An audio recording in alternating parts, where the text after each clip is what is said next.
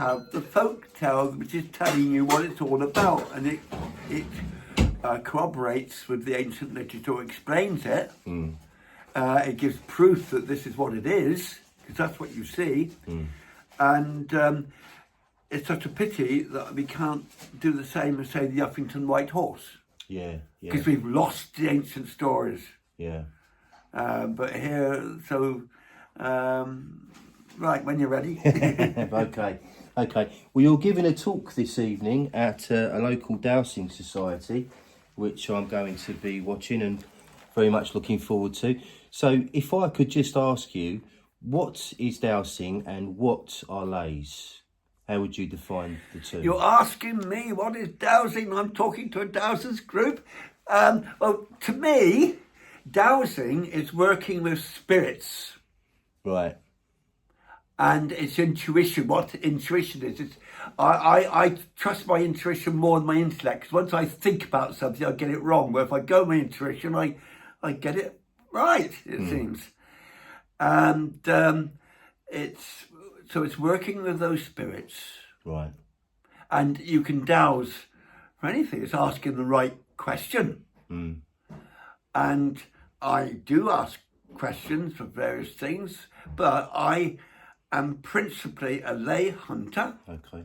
And so if you think of it as a radio set, that's a bit old-fashioned, but and you have to turn the knob to your dial to tune into a certain wavelength. So I want 5 live distance by football. It's permanently on 5 live, so I can just turn it on and I have my football. Right. Now, when I pick my dowsing rods up, or when I just go for a walk and something bangs me in the head in the third eye, but when I'm usually with other people and I want to show them or want to get them showing themselves, not what I tell them, and I lend them a pair of rods, my rods were, the rods are just like an extension of my hands, my arm. There's amplifying it. But I am tuned in to Leys. Right. Okay. So if you then say to me, I'm a farmer and I like to find a spring in my field, well, I have done that years ago for that, but it would knock me off kilter a little bit, but not really. But you want Leys, I'll show you Leys, because that's what I'm there for. Yeah, sure. So I've spoken to a few people in the past that have doused themselves. I've never doused myself personally, but everyone I've spoken to has said that it works. It amazes them, that this very sort of kind of basic, I suppose, science. Well, you better hurry up and quickly start dowsing. Yes. Then you wouldn't ask any questions like, does it work? But I can understand your viewpoint.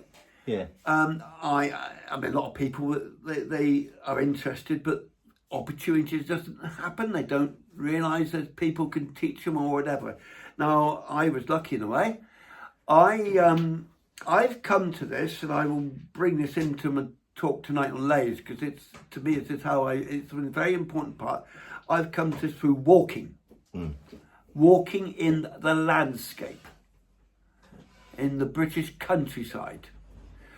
And if you read Alfred Watkins, then you will read about, in his preface, about the spirit of the British countryside. The old straight track. Because in the old preface to the old straight track, Alfred Watkins wrote in August 1925. Yes. I'm thinking because next year's the centenary, so we're hoping to do something to celebrate it. I've been in touch with editor of the Times, people like that, but will they play ball or not? I can't control that, but we'll do our best. But anyway, he wrote about the spirit of the British countryside, and he was bang on there.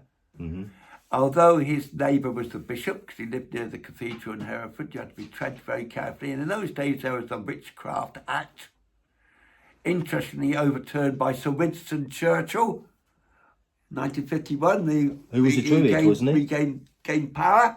Yeah. And it just so happens, amazing how people don't know this, a hidden history, but the most important history. The real history, if you like, was Sir Winston Churchill was a Druid. I know people who worked for him as Druids. Wow. I've seen pictures of him as a Druid. Now, this is highly relevant because ultimately, when you think of Winston Churchill, you think of the Second World War and the fight with Hitler. Now, if Winston Churchill had not won the Second World War, it would be a very different world in many ways. Yep. All these freedoms, we'd be speaking German for a start, wouldn't we? Probably. But we would also not be as enlightened, and I don't like to use the words that have been tainted, words like liberal and so forth. But we wouldn't be as free as we are, although even that's debatable how much we are today. But this was the ultimate battle between light and dark, between good and evil. And when it came to the crunch, I mean, in the millennium, 2000, they had a vote on the greatest Britain ever. And Sir Winston Churchill won it. And that was right and proper because he was. Okay. And then you have to remember he was not a god, he was just a human being. And human beings are fallible, we're full of mistakes. Yes. And he was a man of his time. Yes, he liked to drink. Oh yeah, lots of... Well, there you are. I was just thinking of Boris on the train, actually, something called Boris Johnson. He wrote an awful book on Churchill. Boris Johnson did? I didn't know that. Yeah, he wrote a book on Churchill. Apart from IB, he knows nothing. He doesn't mention Druid at all. The good books on Churchill mention him being a Druid. Right. I bet Boris Johnson never knew Churchill was a Druid. Probably not. So he wasted his years at Oxford. Well, he knew what he was doing at Oxford. And for some reason I was thinking, oh yeah, the story about Boris Johnson at Oxford. And they did a survey of all the female students at Oxford at his time. And the question was, would you like to sleep with Boris Johnson? And 50% thought about it and said, oh yes. Really? The other 50% net said, never again. Brilliant. But get back to Druidry. And we were mentioning Churchill. I was privileged to know a man who worked as a Druid for Churchill during the war. Right. In the New Forest, during the Battle of Britain. Okay. And he taught me how they did it. This is what I tried to repeat on Carnegie for the so-called pandemic, when we were doing our duty after the first lockdown. This is the summer of 2020. Oh, Goddess ran, we raised the cone of power. Just like we were taught, they did it against Hitler, go away. And he did go away. And have no illusions, he had a fleet of barges and placed in Rotterdam or somewhere, ready to invade us with a huge army, and we'd just lost ours and all our ammo, and we would have been overwhelmed if it hadn't been for the Battle of Britain. Yeah. And a small coven of witches, they were called, but they were Druids. Their cover during the days of the Witchcraft Act, which is the one, this is how I got to Churchill because he repealed it in 1951, was that they were a naturist club in Hampshire. Oh, there's power in being sky-clad. We've learnt that. This is where I have my witches and Carnegie. Yeah. We go sky-clad because it's all part of the magic. Yes, yeah. But we got onto this because I said, we talked about Alfred Watkins. That's right, yeah. And I said his neighbour was the vicar, and he had to mind what he said because he didn't want to upset his neighbour, did he? So there's an awful lot of things that old Alfred didn't write about. One of them, notably, is dowsing. There's not a single mention of dowsing in the old straight track. Simple, verifiable fact. But I have given talks at pagan, I'm thinking of a pagan camp, well, a couple of pagan camps, where I have met local Herefordshire pagans who have come up to me after the talk. In fact, one of them was working the electrics. He was doing the microphone in the field and all this. And he came up to me. I said, "You were talking about Alfred Watkins, sir, in Herefordshire." Yes. my family knew Alfred Watkins. Wow. They dowsed Leys with Alfred Watkins. But he never mentioned it in the book. And he'd even found an old, I think it was the second pagan camp, because he found an old sepia photograph of Alfred Watkins with his family. Right. Going back in the, his book was published in 1925. He had his revelation at Blackening Crossroads on 30th of June 1921. But this was before that. But this is something which is not historic because it's not been written down. Alfred Watkins did not write anything about Leys. Well, why not? But what it's do you think? verifiable because I talked to the grandson or great grandson or whatever, the people who knew him and dowsed Leys with him. So, I mean, is it possible to locate a lay without dowsing? Of course. Right. Okay. A lot of people do that. A lot of lay hunters do not douse. Right. So how would you locate a lay if you're not dowsing? Well, I was first when was I first aware of Leys? I mean, I'll get you onto my talk tonight, you see, now. Come on, mate, we were forgetting what we were going to talk about. I remember my father, when we used to go on bike rides in the in the 50s, but I can remember sort of late 50s when I'm sort of conscious. I was born in 1950, so I can remember things really sort of 1959, say. That's, I mean, my first FA Cup final I can remember listening to on the radio was Nottingham Forest beating Luton 2-1. Wow. Dwight, the Luton full-back, broke his leg, and so they had to play the final with only 10 men because there were no substitutes. That's right. And that was the 1959 Cup final. Tommy Wilson scored a goal, I think. Am I right in saying that? I'm not too sure about that. I remember next to the 1960 Cup final, Wolves against Blackburn, and Derek Dugan protesting by shaving his head. But then the great one, of course, because I was a Spurs supporter, was 1961. You're a Spurs fan? Yes. Oh, I saw Spurs when they won that double. Oh dear, I'm a West Ham fan. So. Well, nothing wrong with West Ham, poor buggers. I wasn't expecting that today. Okay, brilliant. Where was we I before the saw football? West Ham against Spurs a few times. And I remember Jim Standen, the goalie. Yeah. Because I saw him play cricket for Worcestershire in Yeah. the parks in Oxford. Wow, yeah. He was you a used good to get a bowler. lot of footballers that play cricket in those days, didn't you? The double Did up? I remember the last double international. Right. Arthur Milton, who played football for England and Bristol City, I think it was. But I remember him playing cricket for Gloucestershire. Right.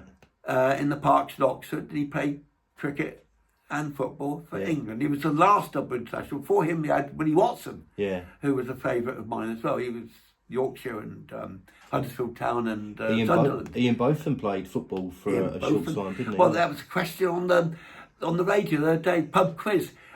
Somebody said, which three England captains have played for Scunthorpe? Right, yeah. And it seemed Jimmy Armfield started off there. I didn't know that. No, I didn't. And there was another football captain that played with Scunthorpe at some time in his life, and a third captain, was, of course, Ian Botham. Ian Botham, yeah. Sorry about this, everyone. This Anyway, wasn't planned, the football and We'll cricket. get there eventually. Right, okay. Shall we talk about Arthur? King Arthur, or the King Arthurs? Let's get on the straight and narrow, which is back to Leys again, isn't it? So, first off, was Arthur a name or was it a title? Well, both really. If you want to go back to the year dot, well then Arthur's the bear. Right. It means bear. And The great now, bear. I'm in a dilemma now. I've got to decide it. I do not like this word Welsh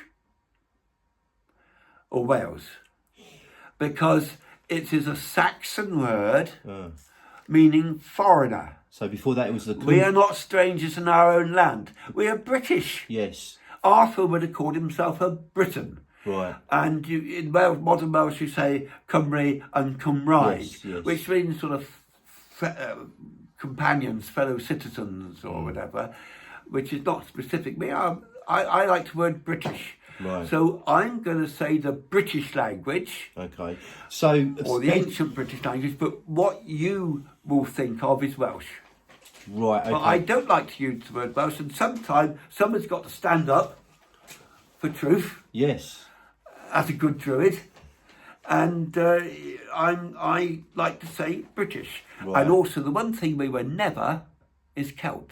We were never Celtic. I was going to ask you about the term Celtic. Yes, where did that come from? Did it come from Julius Caesar? I think Well, the Romans, Caesar included, wrote about the Celts, and the Celts were a tribe down near Switzerland, southeast Gaul. They were not British. When the Romans wrote about the Celts and the Britons, they wrote about the Celts as different people in a different place to the Britons. Right. We were Britons, we were never Celts. Yes. And what happened was in the late 17th century, you had this man, Elias Ashmole, who apart from being a very early Freemason, he also set up the famous, well, I think the museum may have been started before his time, but it got named after him, the Ashmolean Museum in Oxford. Right. You must have been to that one. It's where King Alfred's jewel is kept, for one. The one that was found in a building in Somerset. Alfred had been made. But it's Elias Ashmole and his assistant, or one of the people working in the museum in the late 17th century,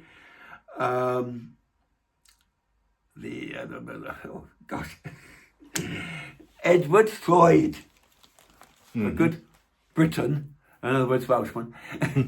But Edward Floyd and Elias Ashmole, well, you know what they're like in Oxford. They like to be the bee's knees, they know it all, and like to categorise everything. That's why we're numbered with terms like Stone Age, Bronze Age, Iron Age. And they decided that the Britons were Celts and spoke a Celtic language. Well, they had some reason for saying that, but it stuck, and it was not true. We have never been Celts. We're Britons. Okay, so if that's the case, what did the ancient saints call themselves in Britain, and what did they call their Well, they didn't Celtic call themselves British? the Celtic saints. That was foisted on us later on. So they were just. But we started off about Arthur. Yeah. And how old? Well, I said in the ancient British language, Arth means bear. Yep. And it seems that the spirit of the land, certainly our land here in Britain, is the bear. And there was a bear god. They treated the bears, it was a totem. We got the god in the sky. Because the Latin is Ursa Major, and Ursa Minor. And were they guarding the entrance to heaven or something? I've never aspired to such places myself. Boring place. Anyway, I want to sit in a cloud day, strumming a ruddy harp. And far more fun down below, don't you? So you're planning on reincarnating again then, are you? Oh, I don't... Or you fed up with it? I don't know. I don't plan anything. Plan it to go wrong. I like planning, actually. You get to know the various options when you plan. Yeah. But as to what actually happens, that's another matter, isn't it? Well, Plato believed in reincarnation, didn't he? And he said that before we doesn't most of the world? True, yeah. If you think of, I suppose, the Hindu religion and the Buddhists. And... I just read a book Thursday. Oh gosh, what's her name? It was on. She's a famous archaeologist on the telly. I haven't got a telly. And I was quite shocked at how limited her scope is, because she proudly keeps saying in her book, "I don't believe in life after death." I thought, you poor soul, you're going to get shocked when you die, and that's one certainty you're going to have it. That and paying taxes. And there was something else, a lack of spirit. That's the most important thing today, and that's why dowsing is important, because you're dealing with spirit, is to tell them, well, there is spirit. Yeah. Now, in a sense, I'm lucky. I wish it hadn't happened to me. If you had to happen it to somebody, choose the most atheist person you can find, like this stupid archaeologist, and make her experience what I've experienced. But she wouldn't recognise it. She'd be too blind. I mean, I have received a telephone call from a dead man. It's in my book. I read it. yes, I remember that bit, yeah. Now, this happened to be, since we're on it, I better clear it up and get it straight, because if I don't get it straight, then people start spreading false rumours. I was working for the Vegan Society. Yeah. This was December 1983, and I worked from home. And I was an assistant, first paid employee, proper paid, but I did have a go with earlier, but it didn't last long, didn't work out. I was the first proper paid employee. I started on January the 1st, 1980. Before that, I was a teacher. But the boss, the secretary, was a wonderful lady called Catherine Janaway. Now, if you start giving out OBEs to people, you should look to her, because she's absolutely brilliant. Not appreciated by the modern vegans because they hate her. They're far too academic for them and too good a soul, because she was worked by spirit. She was a Quaker, as it happened. Okay. But it was a manifestation of spirit. Yes. And she was a retired science teacher. She could work for free because she retired.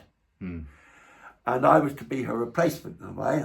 And the man who said I had to have this job was Jack, the chairman of the Vegan Society, then called Jack Sanderson.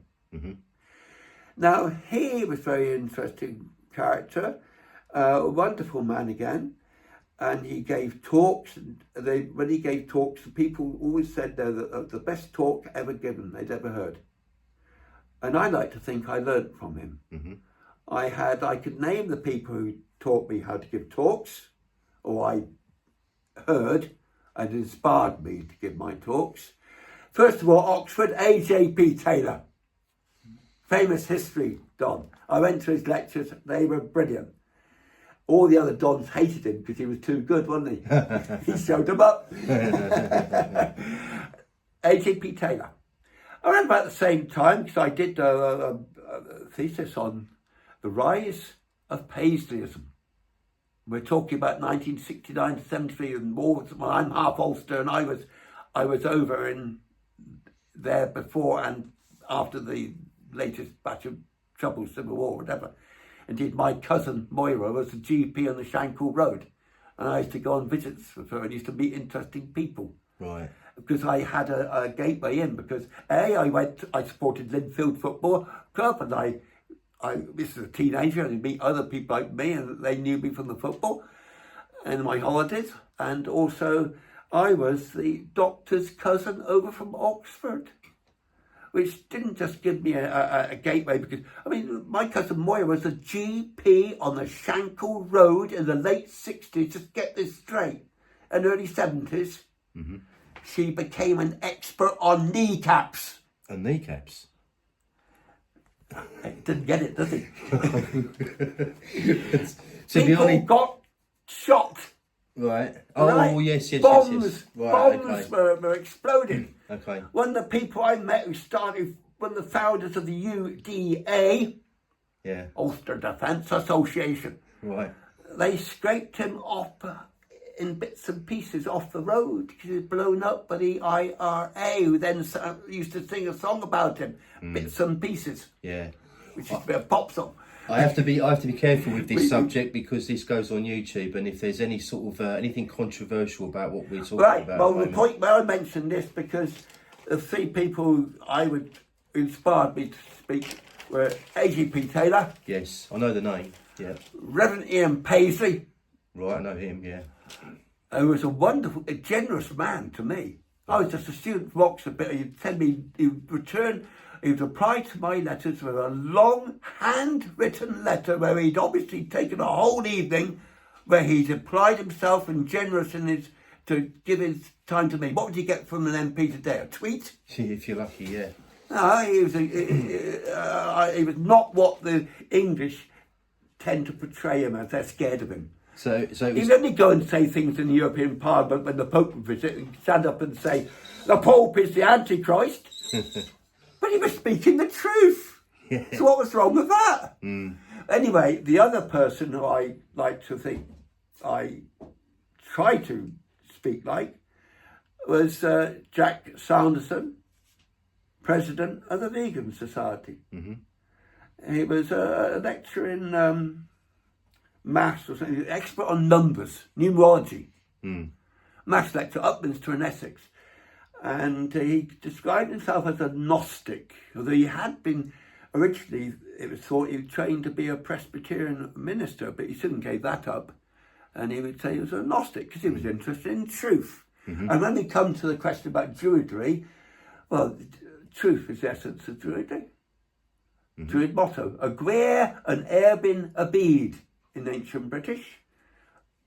Truth against the world. That's it, basically. Same as a Merlin, and I am a Merlin. And a Merlin is quite simply a servant of the goddess. Oh, okay. So that's a title as well, or? It's a title, yes, as well as a name, yes. I think Merlin every king had his Merlin. Right. Just as a queen. Like John Dee. I still think we've got a queen. This is our monarch has an Archbishop of Canterbury. Yes. Oh, God help us. Although I did know one Archbishop of Canterbury. He dowsed a lay for his cathedral with my rods. Wow. Who was also a Druid. He was a good one. Too good for the Christians. They couldn't wait to get rid of him. I talk about Rowan Williams, of course. Right, okay. Not like the present banter is the word. I always said something give you a W. Yes, okay. Anyway. So the first Arthur, we're going back to the 1st century, aren't we? We're going back to Avalon, Glastonbury. Oh, no. I can see where you're getting from. You've read my article in the newsletter where I talked about Arviragus. Yes. In the 1st century. Yes. And indeed, he was an Arthur. The Arviragus bit is the Arv. Right. He was related somehow to Caradog or Caractacus. Yeah. And he may even been his brother, we're not sure. But he was certainly related.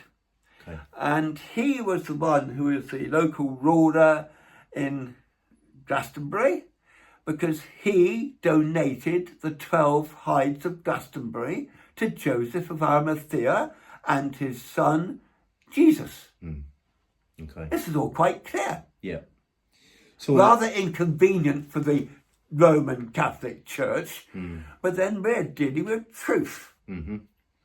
And this is the first church, and then you can build on that. There's lots of proof all over the country about this. Now, we're jumping the gun somewhat. I'm not sure where we are. We were talking about Leys. Yeah. We were talking about Arthur.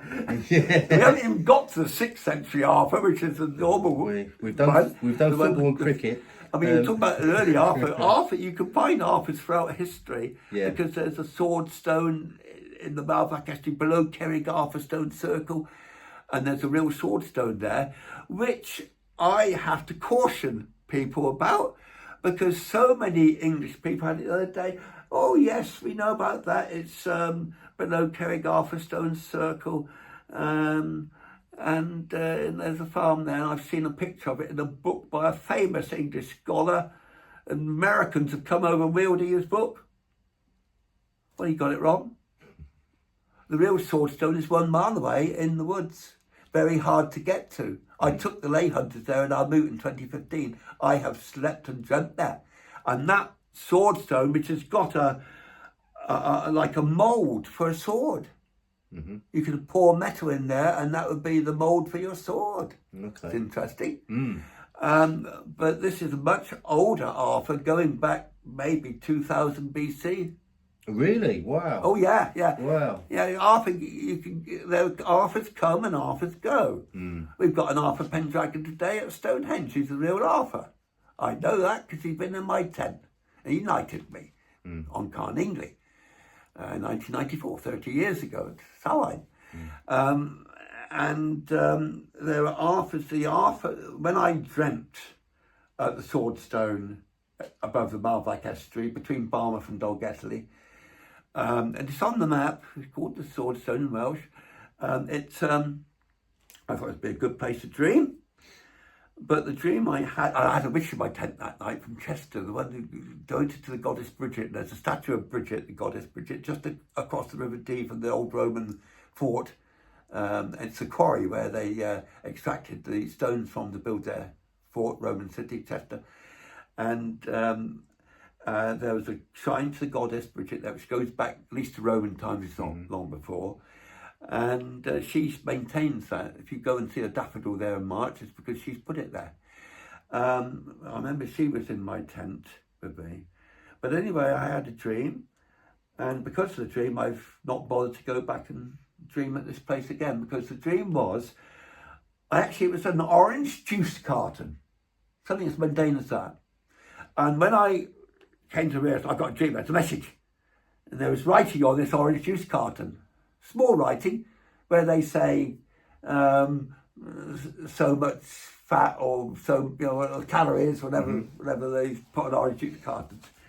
And so I quickly focused. I was woken up out of my dream now. I focused before I lost the dream on that writing, and it simply said, "This place has lost its power." Oh, really? Wow. Yeah. That's incredible. And I sort of feel that it had been drained, so I haven't bothered to go back there. That's sad. But that Arthur was, well, we don't know how old. It would be in prehistory. Yes, yeah. That there was an Arthur Very there, interesting. because the local legends say so. Yeah. But the Arthur most people think of, the Arthur I'm associated with, because I fought against him, I was one of his knights in that life, is the one who lived in the, well, I think, I know that he was, I can't prove it to historians, but he was born in AD 482, late 5th century, and he died when he was 55 in at Camlan, of course, in Waverley Church. He died on the 24th of June, dawn, Nimrod's Day, St. John's Day. John the There's no Baptist, coincidence these things happen when they are, where they do and when they do. But he died on the 24th of June, 537, early 6th century.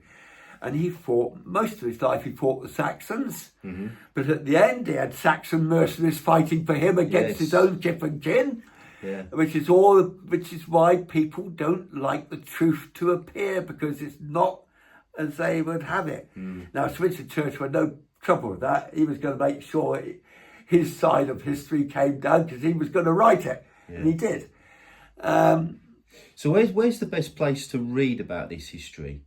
Where did you read about this history? Where did you discover this history?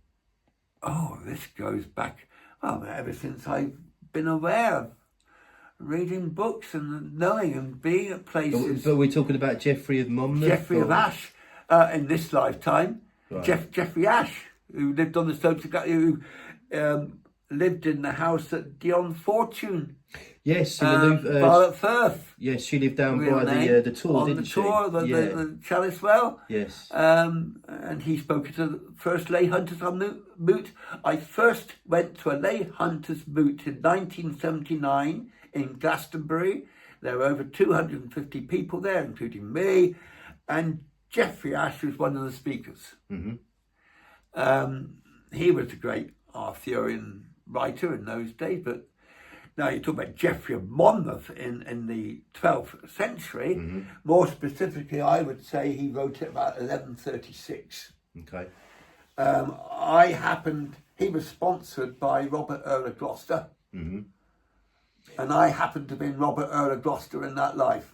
In other words, I sponsored Geoffrey of Monmouth, and I also sponsored the monks at Llantoni Abbey who first recorded the Mabinogion. Wow, okay. Okay, so take it from there. Yeah, okay, so this goes back then to reincarnation with what you're saying. So Plato said that when we die, we drink from the river of oblivion, and therefore, if that's the case, memories are wiped out. Yeah, exactly. So how do we discover or rediscover who we were in previous lives?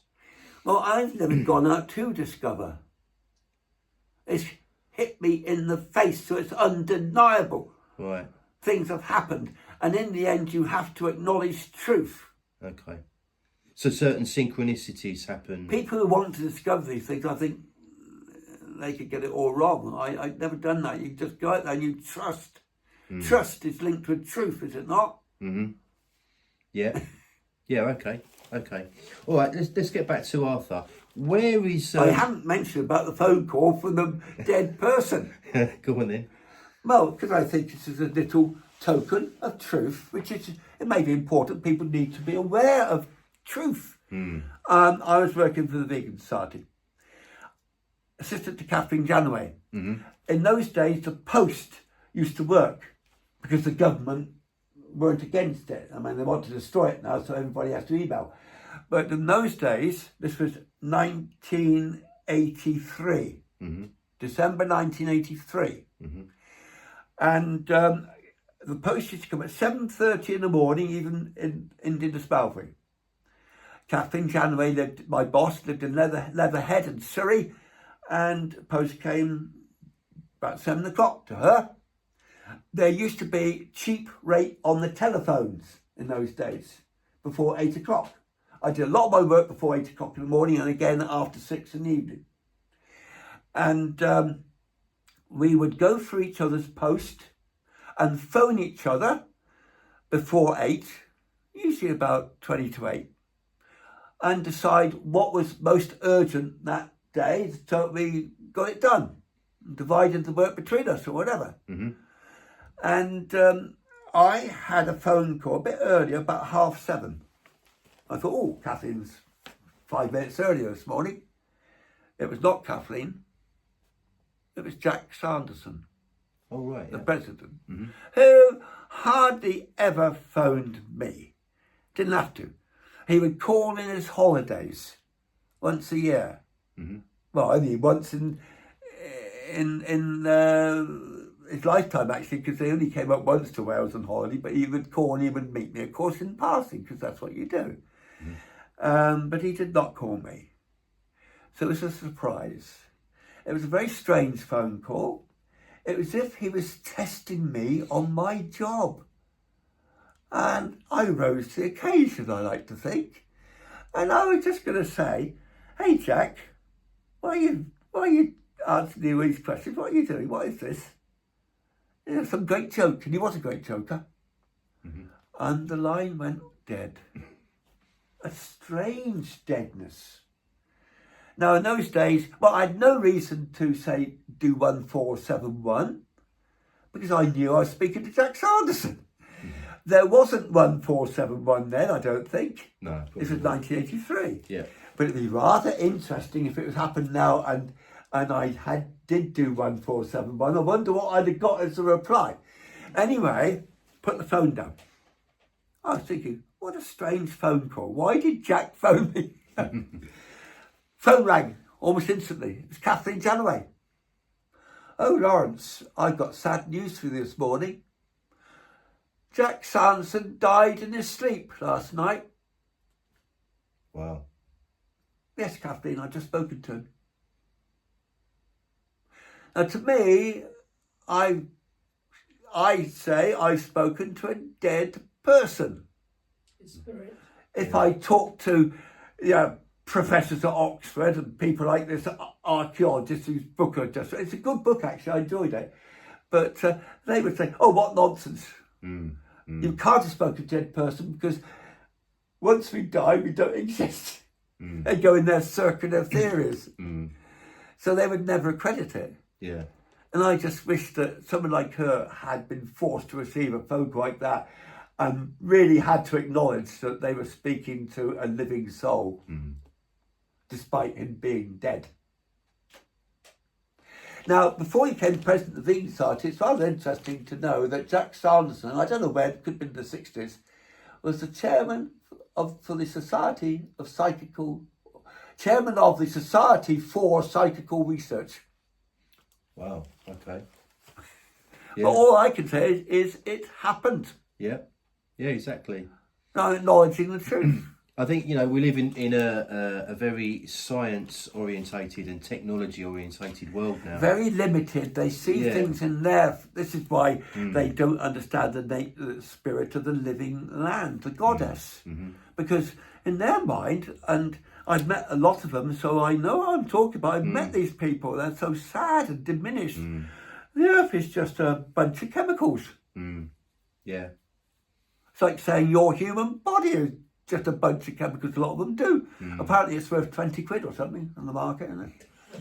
I don't know. Okay, should we get back to Arthur? Oh, did we ever start with him? Not really, no. I thought we were talking about Leys and Alfred Watkins. Yeah, let's. All right, back to Arthur. Let's ask the bear god. Let's ask you the prince. Let's ask you about Avalon. Yeah, a specific question about Avalon. So, where do you think Avalon was? Oh, I don't want to take anything away from Glastonbury. They grow nice apples there. I've eaten them in Glastonbury Abbey grounds. And it was Avalon. It's to do with apples. Yes, the Isle of the Apples. Right. Only apple trees have only been grown here for, I think, less than 1,000 years. And I've had this with other people. That's just what Did the I've Romans read. bring apples? But I have seen a Latin, I don't know if I quote it in one of my books, but I have read it was a Latin quotation, and it was 6th century, late 6th century, so say 600 AD. Mm-hmm. And it was written by monks in Ireland, where they referred to Ynys Avalach, Apple Isle. Yes, yeah. Now, I've also I know they grew apples on Ynys Avalach, as the monks called it. Ynys Enlli today in ancient British. Mm-hmm. The English call it Bardsey Island. Yes, that's right. Where I, being the Merlin of Maelgwn Gwynedd, I was not King Arthur's Merlin, I was Gwyned's Merlin, Maelgwn Gwynedd. Guinevere? No. Gwynedd, the kingdom, modern county. Gwynedd, yep. Gwynedd. Okay. Yes. Yep. Gwyn is holy, white. Mm-hmm. But it's Gwynedd. And Maelgwn Gwynedd Maelgwn was the king of Gwynedd. Mael means prince and Gwyn means coon, which was dog or hound. Right. The hounds of the underworld, coon anun. Mm-hmm. And which would get the modern raccoon word, derogatory word, a coon, because he's dog. And the English professors and top English professors who get their books published by Penguin, so they sell in the hundreds of thousands, they get big royalty checks, unlike me, who don't do the research and know nothing, but they call themselves professors, they are at Oxford.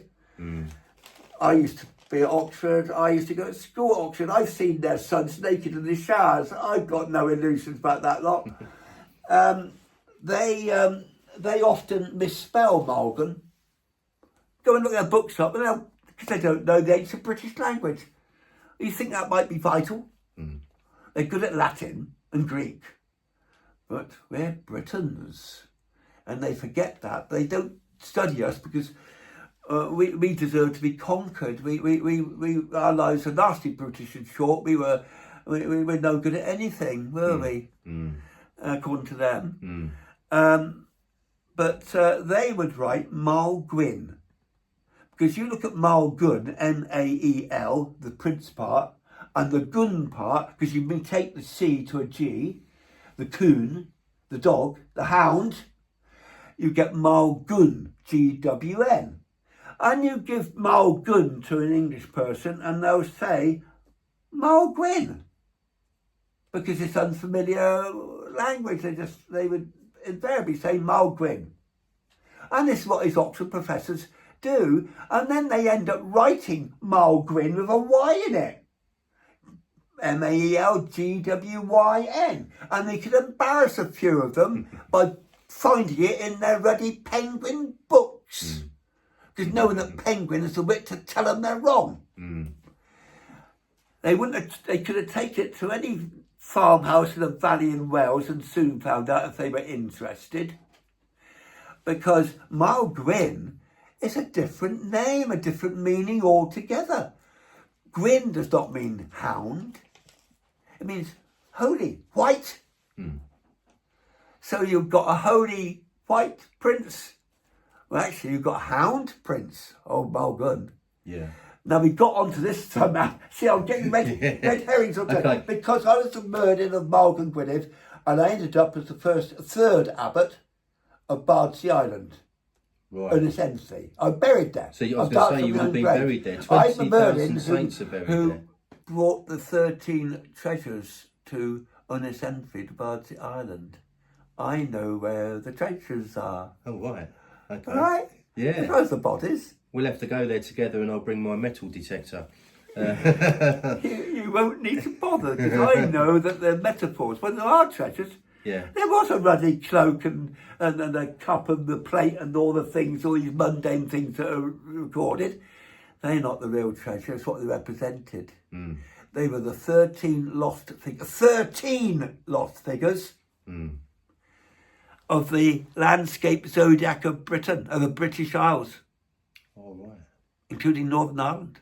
That Graham Griffiths wrote about in his book, Behold Jerusalem. Yeah. Graham Griffiths being my old mate, Gwelchmai, known to the English as Sir Gawain. Oh, really? And Right. if I say this to you, which is all preposterous, you could say, and nonsense, because this is where the Oxford academics just turned around, turned their backs to me. I am saying it because I'm having to cut it short and try and get this into some sort of nutshell. But I'm only saying it because I know it so, because of long experience, happenings, truths, all sorts of messages, and in the end you have to acknowledge that truth, and that is so. Yes. Okay.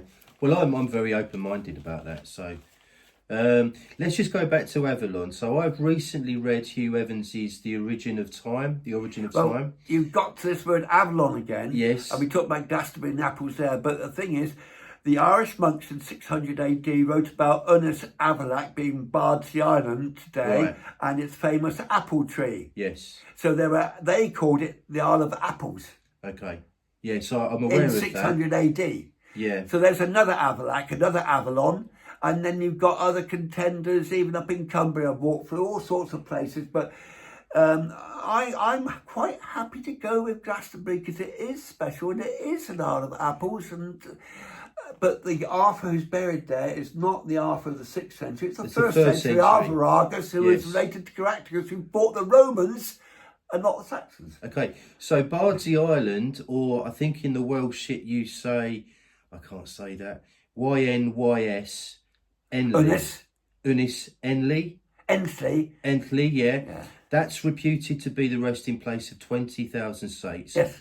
A bard is obviously a druid. Enley means souls, spirit, or flow and host. Well, some people think it's named after a local ruler called Ensley. It could also mean strong currents. I think it means because Milky there's a strong Way. current in the sea when you go there by boat. I think it's referring to the Milky Way. It could well be, and it's not a matter of either or. It's and. Yeah. Okay. It's on the very edge of the star maps of Gwynedd, which is what Hugh Evans has discovered. Yeah. So its location, in a way, is it is ideal. Also in the shape of a sprouting seed at the end of the Thene Peninsula. Yes. Which is the outstretched arm of the landscape goddess, the Virgo figure in that zodiac. Mm-hmm. That 13-figure zodiac, remember, by the way. Which is the arm of Ceridwen, Old Mother Carey, the goddess incarnate, as involved in the Taliesin story, or we could have fun with Taliesin. Taliesin was a bardie. Don't get fooled by propaganda. But it's where the Leys extend down the peninsula, as they do. Male and female, in this case, have been definitely located by the GP, who used to be there during the 1940s and was just recording what he saw. And he called them straths. He didn't even know about Leys, but he had these male and female straths, which are Leys, running down the Thene Peninsula, and which is, let's say, an outstretched arm. And so they would converge at the end. Well, they didn't quite converge at the end because you had the male ones going through Mynydd Anelog, which means aiming mountain.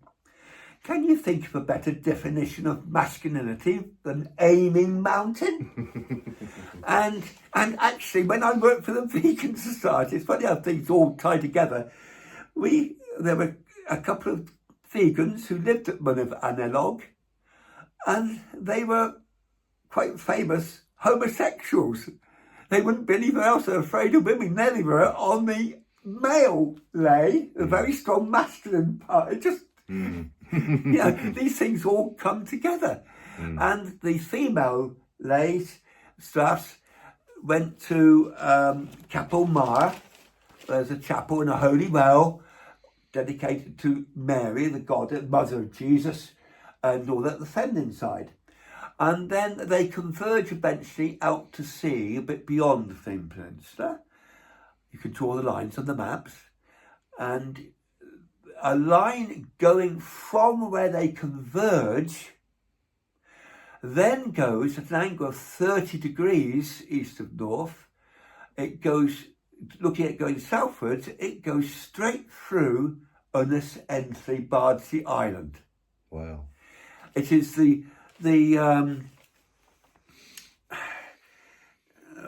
axis, the holy axis of this holy island. And it is drawing on both male and female energy, which is now, of course, very condensed. It's very powerful, it's very potent because it's been drawn down this peninsula. And that's the essence of the island, that it is the product of male and female potent energy.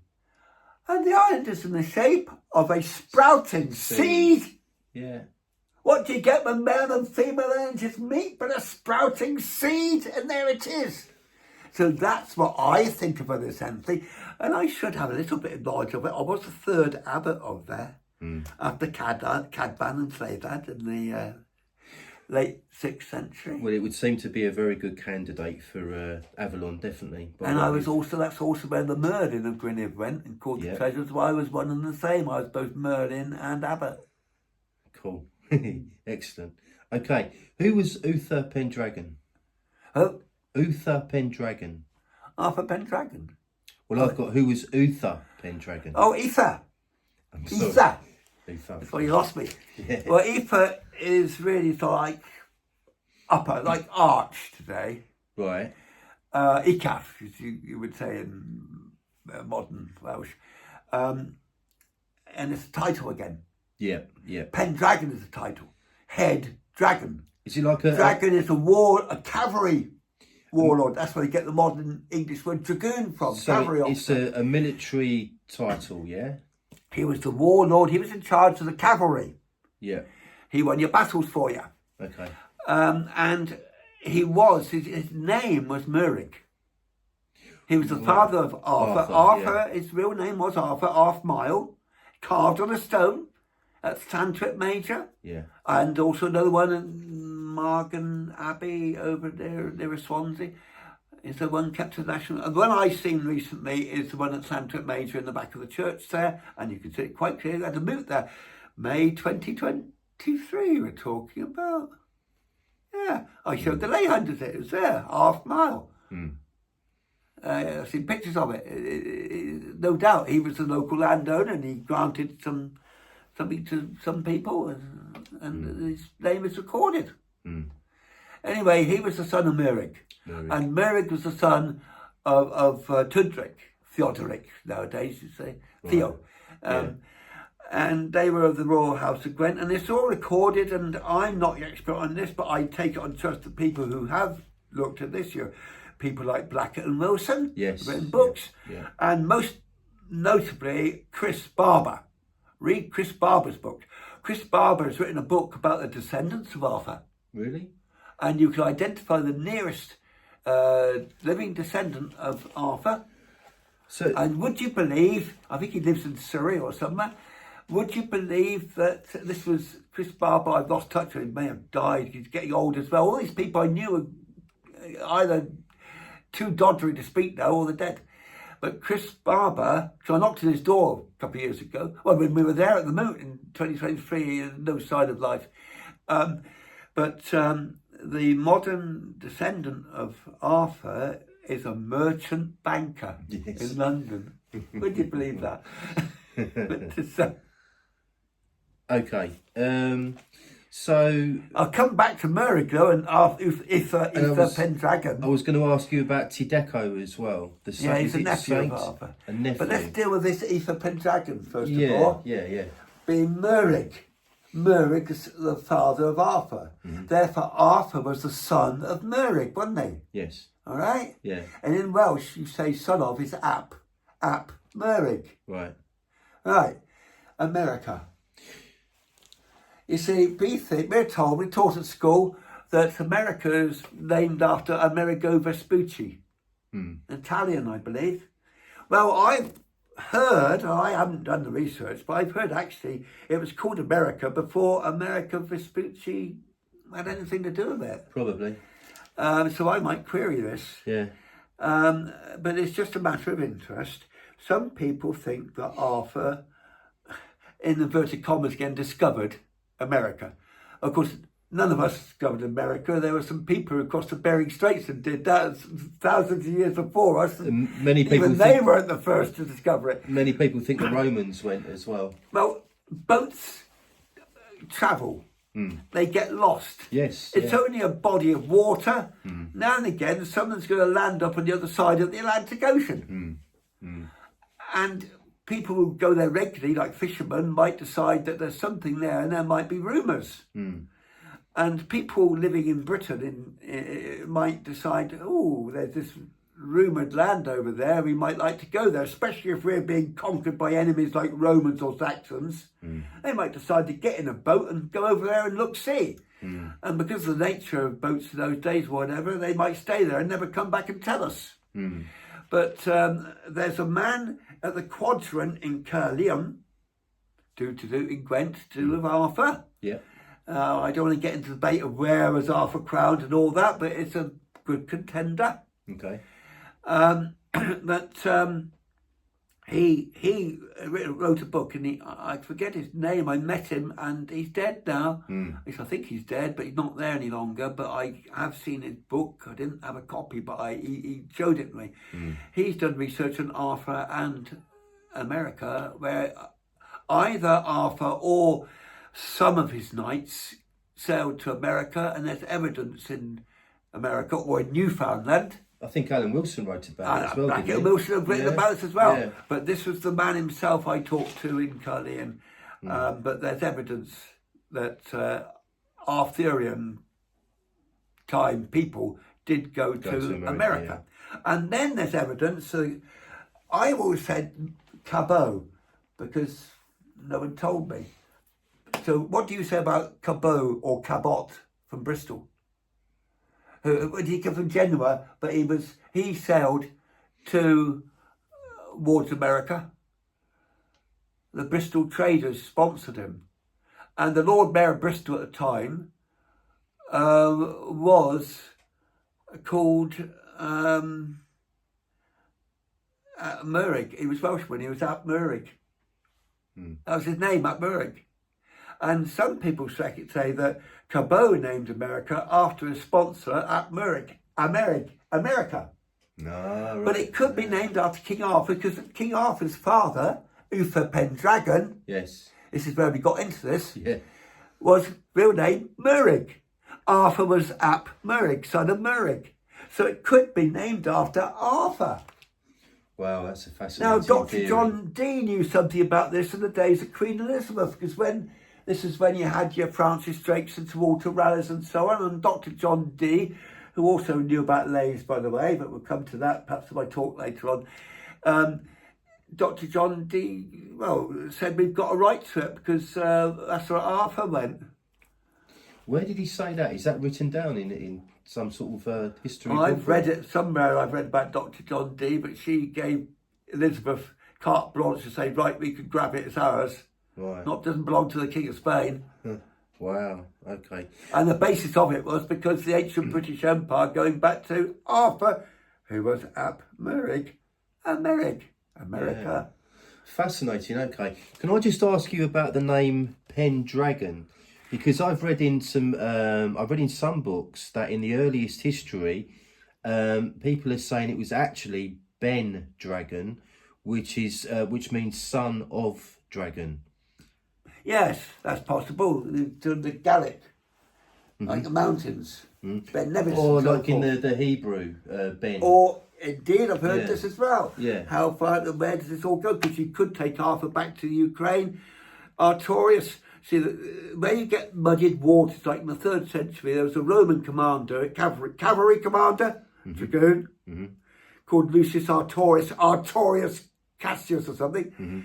And he had these brilliant horsemen, the Sarmatian cavalry from the steppes of Russia or Ukraine. And but then the the Cymry came from the Black Sea. Gadan, the earliest stories of the Cymry, is that Gadan led the Cymry, the Britons. Yeah. Or if you go to Brutus, yes, I've read he's about supposed this. to have led them from Troy. And where do they think Troy was? In Turkey, but it's all coming from the Black Sea originally, because the Black Sea was a great civilization before the Great Flood. Yes. Which is when the sea broke through the Bosphorus and deluge. But before that, and there are man written, is it another Wilson, has written a book about this. They've had a submarine. They've seen the evidence of civilization on the floor of the Black Sea. And then you get the earliest people that we know of. This place in Turkey, Göbekli Tepe and Karat Hugh Newman Tepe, gives talks on. Yeah, they're incredible and places. this would be, they would have spilled over into modern Turkey from the Black Sea. But some of them came to Britain, the Cymry, because they were led by Gadan, H-U. Wow. So you probably say Hugh, but it's actually pronounced he. Yeah. Like rug is pronounced Rieg. Right. All right? Okay. And he... Have you come across Marchell Abrahams' new book on this? Because she writes about this. I'm not familiar with that. Yeah, I'll tell you about it later. Hugh Gadan, that's right. Gadan. And she wrote, yes. Gadan usually is translated as a strong or mighty. Yeah. And I was Devil Gadan. Yeah. So I should know. Devil, of course, nothing to do with the devil is what the Christian church had tried to say. Devil just means oak prince. Right. The mile mutates to an F and you get to the prince. And dare is from the oak. Yes, Devil, which is a sacred tree prince, to the Druids. Which springs to mind Kerninos, the horny one, and Pan. Yeah. This is all fit. But just think of me as a goddess worshipper. Right, okay. Gadan means, they usually say it means strong or mighty, but the precise definition, and I've got this from the now retired librarian in Dolgeffley Library, so he should know, it means the enforcer. If you wanted a job done, i.e. if someone needed to have a red hot poker stuck up their bum, Gadan was the man to do it. Right, okay. The enforcer. Yeah. All right? Yeah. A title. Right, okay. Not a name. Yeah. Now, Gadan, he's supposed to have taught many things, taught ploughing and agriculture and all this, so that gives some sort of date. His sobriquet was John Bull. That's a hint that he could have been the age of Taurus the Bull, which is roughly sort of 4,000 odd BC to roughly 2,000 odd BC, which is spanning the time when we have people erecting Stonehenge, Silbury Hill, bringing agriculture, plough, all these things, all fits. Yeah. Now, the only thing I would caution you on what I just mentioned is about, I said, Brutus coming from Troy. And people think Troy is in modern Turkey. Now, Gadan is supposed to come from a place called Devlebain, which again, they think modern Turkey near the Black Sea. That fits. But, they've got no proof that Troy is in Turkey. They've searched for it and they haven't found the proof. There's a book by a famous Swedish archaeologist, which I've read, I can't remember his name, but he says that. I've looked, but there's actually no proof that Troy is where we say it is. Well, there was a Troy on the Cambridgeshire Hills, wasn't there? This is what I'm coming to. Yeah, because there is good reason to believe that Troy was actually Wandlebury Hill, south of Cambridge. Yes. But we're here to talk about, what are we here to talk about? We're here to talk about Troy. This has been actually much better. I mean, I knew it was going to be good, but it's turned out to be wonderful because of all the digressions. That is the one to read about this, and I did review it, so I could go and find out where I reviewed it and find you the title and the author. But I can't tell. I'm afraid my memory's going. It's by a Dutchman. Right. He's got no vested interest. Okay. You know, he just searches truth. Who is a sailor, and he knows his tides, and he was interested in the story of Troy. So he started off with what was it, the Iliad, the Odyssey, or whatever, or Homer and all this, and it was referencing tides, and he knew the Mediterranean. He said, "No, hold on, I've sailed there. Yeah, it ain't like that." But you look at, say, the North Sea, it would fit. Definitely. And he ends up coming to the conclusion that Wanderbury Hill was Troy. I'd love to know. Now that really turns history on its head, doesn't it? Yeah, definitely. I really hope you get round to reading Marchell Abrahams's The Great Migrations book, because she writes about this. I'd love to write the title down. I'll write it down for in you. The library. I will do. Might even buy it if I'm flush. It's a great book. It's a really good book. Well, I want to know that, please. Yeah. Okay. Right. I think I'm going to end it there. I mean, we didn't talk about Camlan. We haven't talked about anything yet. We talked about loads. And I'm trying to save your voice for later as well, because you're giving us a speech at the Dowsing Society. So I was going to ask you, I mean, I've covered a lot of ground now, but I was going to ask you about Camlan. I was going to ask you... Well, that's the thing you should have asked me, because that's the one thing I know something about. First hand. Yeah. So where was Camlan fought? Well, I will refer you, first of all, to the Bavarian Archaeology, which is a book written by Iolo Morganwg. Iolo Morganwg, Glamorgan Ned, right, contemporary of William Blake, about 1800, really? Cool. Who is famous for reviving the Eisteddfod Genedlaethol, the National Eisteddfod, and Druidry. Right. And he was also a laudanum addict. Oh dear. Well, actually, they all were in those days. Yeah. It was quite normal. But they don't like the academics who have their salaries to think of, and their pensions and their credibility today, like to disassociate themselves from the likes of Iolo Morganwg. But being a bit of a freer person, I like to dip into old Iolo Morganwg now and again, and lo and behold, where they say, "Oh, we can't believe that because Iolo Morganwg said that, and therefore Iolo Morganwg was wrong, therefore that must be wrong." But the more you look at Iolo Morganwg, I find, well, I know a bit about what you're writing about Iolo, and actually we agree. And Iolo Morganwg, who was from South Wales, South Glamorgan, no vested interest in a battle fought on the boundary of Gwynedd and Powys up in the north, he locates the Battle of Camlan between Mallwyd and Dinas Mawddwy. Right.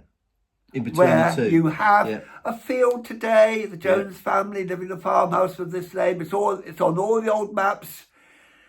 It happens to be called Maes Camlan, but Camlan Field. Is that not a bit of a clue? Yes. And then you've got the hillside overlooking it, Bryn Cleifion. Yeah, see, I know professors at Oxford who drive to Barmouth for their holidays.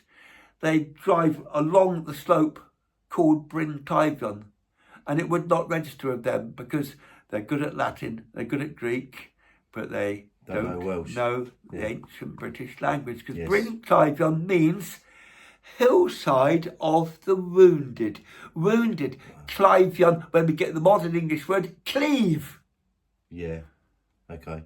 All right? Yeah. And then I could go into lots and lots of other place names giving evidence, but that's when I give an Arthur talk, and I wasn't going to give an Arthur talk today. Okay, we're almost there. So, who were you haven't come to bring Cadavano, which is... I'm trying to get there. I'm trying my best. Right. Who were the combatants in this battle? This is a surprising thing. Because, well, if I give the long story, which I dare not do, I ended up talking about the Vandals and all sorts of things. But Arthur, in the end, he was being duped by the Bishop of Rome. Remember, in 537, the Pope was not as powerful as he has been throughout history. He was only chancing his luck. He was seeing how far he could go without resistance. And he met resistance in Britain. The so-called Pelagian heresy from good old Pelagius, who believed in things like reincarnation, what we would call karma, doing good and so forth, and receiving what you deserve. And he was a simple person when he went to visit his old mate, the Pope, down in Rome, as one would do, as the descendants of Jesus did in the 200 odd AD from Kashmir. And they thought they'd be welcomed. Oh, they had a different story. He got looked down on because he wasn't riding a horse and wearing rich garments. That was St. Thomas, wasn't it, who went to India and Kashmir? No, this is the descendants. Thomas went to Goa and Kerala. Yeah, I think the very southwest India. Yes, he did. But I'm talking about the descendants of Jesus. Jesus dying in Srinagar in Kashmir. Okay. And he had descendants who knew about their great-grandfather or something. This is around about 200 AD, I understand, but I don't have the proof, but I've understood this, I've read it somewhere. And they decided to go and visit their fellow followers of the way of Jesus in Rome. This mythical land, Rome, over to the west. And when they got there, they were not well received because they were rather putting the carpet under the old Pope's feet, weren't they? Yes. Because what he didn't want was anybody questioning his authority. And remember this, it's the Bishop of Rome who's the authority, not somebody called Jesus. Who's he? Well, he was never a Christian for a start. But he was 1/4 British. And he was brought up as a Druid, and he did build his first church at Glastonbury on land granted, the 12 Hides of Glastonbury, granted to his father, his real father, who happened to be called Joseph, would you believe? Joseph Arimathea. And that's where the who Glastonbury ran the Abbey tin is trade today. between the Mediterranean and the Tin Isles, the British Isles. Yeah. And who was best mates of Arviragus, who was related to Caractacus, who fought the Romans. And it was before the Romans came, it was Arviragus, an early Arthur, 1st century Arthur, who is the one I believe is buried in Glastonbury Abbey. That's King Arthur, who you're talking about there, and his wife. Yeah. The one they dug up in the Middle Ages to make money out of from the Christians, of the pilgrims.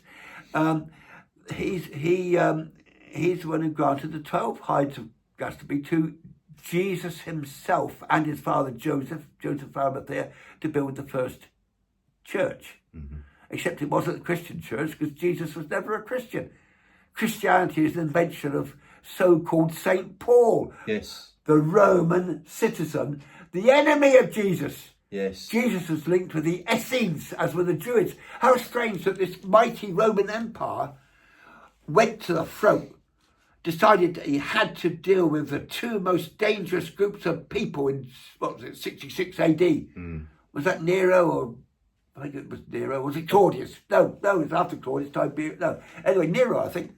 Anyway, they were dealing with the Druids in Britain, specifically Unismore and Anglesey, at the very same time as they were dealing with the Jews at Masada, the Jewish in Israel, Revolution, the Essenes, the Dead Sea Scrolls, and all that. 73, they were the two enemies because they stood up to the liars of Rome, to imperial authority. And so they had to be dealt with. And it's the same old thing today. Yeah, fascinating. Right, okay. Where did Arthur die? Where was he buried? Oh, well, Arthur died in St. Tadeko, his nephew's church at Mathroyd. Tadeko was the nephew of Arthur because his mother was Anna of Gwent, who was an elder sister. But Arthur had two older sisters. The oldest one was Gwyre. She is the Morgan le Fay of legend. Right. Okay, she is the mother of Medrawt, who was Arthur's son by his sister. She seduced her younger brother. Medrawt being Modred in English. I suckled at one breast while his mother, Gwa, suckled me at the other. That was one of my early dreams, because Gwa was best mates with my mother, Pompeia, who was the wife of Howell, who was the son of Budic, Emir Sidor, ruler of Brittany. And Emir and Howell was one of Arthur's mainstays, knights. In fact, the brother of Howell was Amun the, who was my uncle. And he was Amun the, which means the means Amun. That's a strangely Egyptian name, would you not say? Amun Ra? It's Amun anyway. It's like Karnak in Brittany and Karnak in Egypt. But let's get to this Arthurian story. Yeah, that is interesting. The V is the important part because it means black or dark. He had dark black hair and whatever. But he is the Arthurian knight of Arthurian legend. Right. It's obvious. And he was the father of Tydeco, who married Anna, the elder sister of Arthur. Yeah.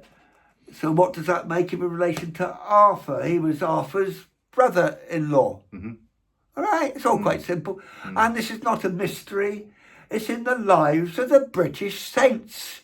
Look you, though the ruddy historians, academics and officers would never think of looking in the lives of the British saints, but a famous Victorian celebrity, Reverend Sabine Baring-Gould, who also happened to write a hymn called Onward Christian Soldiers. Ever heard of that one? Yeah.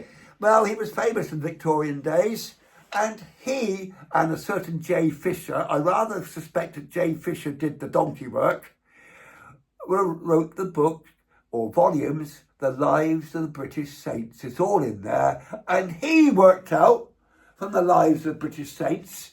And if you're looking for any historical documents for that time, and that's a good place to start. Brilliant. He worked out who Arthur was. He worked out, well, we know who Arthur was in my valley, because we know that the mother of our patron saint Tydeco was Anna, who was Arthur's sister. And she was known as Anna of Gwent. Does that give you a clue where Arthur came from? Gwent. Now, in those days, Gwent was not a little county like Monmouthshire we think of today. Greater Gwent included Somerset, North Somerset, Glastonbury, yeah. South Gloucestershire, and also to the west included what we now call Glamorgan, because Glamorgan was named after Morgan, the baby son of Arthur. It wasn't called Glamorgan until Arthur had his baby son. Wow. After Camlan. Yeah. And the division was in Dunster, because there was a peace treaty at Dunster, a famous one, which was in the days of Arthur, where they divided the land. And Dumnonia, Cornwall and Devon started at Dunster, but North Somerset was part of Arthur's land. So where did we get onto this red herring? Where did Arthur die, and where was he Where buried? did he die? And where was he buried? Yeah, well, he died in his nephew's church, and we know who Arthur was in our village because we know he was Saint Tydeco's uncle, right? And he came from Gwent, and we know when Saint Tydeco lived. The church was built in 520. It's carved over the door, but therefore we know that King Arthur ruled, well, a generation before his nephew, which would make sense. If I would agree with Chris Barber, and my Dowsing would told me this, it makes sense that Arthur was born in 482 AD. But it doesn't matter if the historians want to shoot me down for that, well, let them. But I know, if you put me against a wall and threaten to shoot me, well, I'd say, sorry, you've got to shoot me then, because I'm not going to change my, and it's not an opinion, it's a knowledge, it's a knowing. Arthur was born in 482 AD. Right, okay. Now, buried is another matter. I know the girl who buried him. In fact, she was pregnant with my baby when she did. Tegved, who was Tydeco's sister. Now, you all know who Tydeco was and Tegved were. You know these people, don't they? They're British saints. You know all of that because you're Britons, aren't you? Therefore, you know your history. You were taught it at school, weren't you? I bet you know there were a few ruddy Romans were from Italy, and a few ruddy Greeks, and a few Israelites from the other side of the Mediterranean. You know, I went to school, I did my GCSEs in the very early 1990s, Laurence. We didn't do anything about the Romans or the Greeks. We did the Russian Revolution of 1917 and the Vietnam War, which, so we didn't go... Younger than me, see, my history stopped in Spanish Civil War. I didn't get the Second World War because we're talking about 1969, and history doesn't start until 30 years after the event. The document's been released. But A.J.P. Taylor, in his own spare time, in his lunch hour, he, just for the fun of it, he gave a series of lectures on the Second World War, and the lecture theatre, a few hundred people in there, which was usually empty because of the dull professors talking about something we were interested in.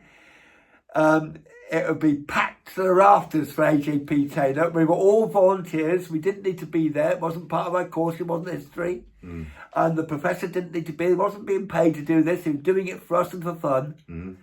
But I did do the Second World War on that basis with the best person possible, A.J.P. Taylor. And I'd agree with him on the one reason why we won the Second World War, which was... Churchill. Yes. Because he was a Druid. A Druid. Because he knew, against all advice from all the military experts, that we had to invade Greece, the Balkans, in the spring of 1941. And if we hadn't have done that, we'd have lost the war. Yeah. Definitely would have lost the war. Hitler would have won. Think of the consequences. Yes. All because he went against all advice, and all because he was a Druid. And because of that, we delayed Operation Barbarossa. We prevented Hitler invading Russia. He wanted to invade in the spring. We set him back 6 or 7 weeks. He didn't invade till just after the solstice in June the 22nd. As a result, he didn't get to Moscow until it snowed. That gave Stalin a respite, which he would not have had otherwise. He would have been defeated. Yes. And because of that, he was able to regroup, and eventually we were able to win the Second World War. But then there's all sorts of stories about the Second World War. Nigel Pennick on his symbolism,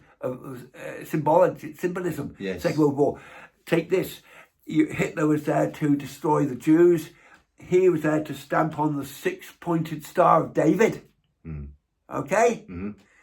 I always used to think of that when they were trying to tell me to wear a mask in our so-called lockdowns. I told them where they could stuff their mask. But it was like being marked out as a Jew in Hitler's Germany. 6-pointed Star of David. Now, Hitler's reverse swastika, because it's not the Tibetan Buddhist swastika, it's reversed. It turns good into evil. And Hitler used that. That would destroy the 6-pointed Star of David, which Hitler tried to do. The antidote was a 5-pointed star. Well, is it a pentacle? Is that the word? Pentagon, yeah. 5-pointed star. What was painted on the sides of both the Russian and the American tanks as they entered Berlin? Well, the Russian tanks entered Berlin. The German tanks wiped up the rest of Germany. What was pointed on the side of their tanks? A 5-pointed star. A 5-pointed star, either a red one for the Soviet Union or a silver one for the United States, but it was a 5-pointed star. It was magic at work. These things are real. Yes. Even though you may not know that. Yeah. Well, I've read a book by Dion Fortune, who you mentioned earlier. And 9 o'clock. They were doing prayer. visualizations during the Second World War, and it did seem to have an effect. You know, these things were recorded, so it's very interesting. I told you I learned our ceremony from a Druid who did it in 1944, Churchill. Yeah. And remember, the Battle of Britain was one which was no small thing at the time, which the man in charge of Battle of Britain, as it were, he wrote the book Many Mansions. He helped found the Seekers Trust at Addington. He was an early vegan. We're talking about Hugh Dowding. He was in effect a Druid. There was a spiritual war going on behind the scenes, and that's what we're coming to again, and what is needed, because we've got to win it again. I agree with you there, definitely. Okay, Laurence, I'm going to have to stop there before the phone dies. So thank you so much. And we never got Bring Caravana. I was going to tell you, I have to tell you about it and talk tonight. I'll be coming to Wales again next year, so hopefully our paths will cross again next year. I've got to remember to talk about Bring Caravana and talk on Leys. Brilliant. Okay, thank you. You put that in your rucksack, that's your...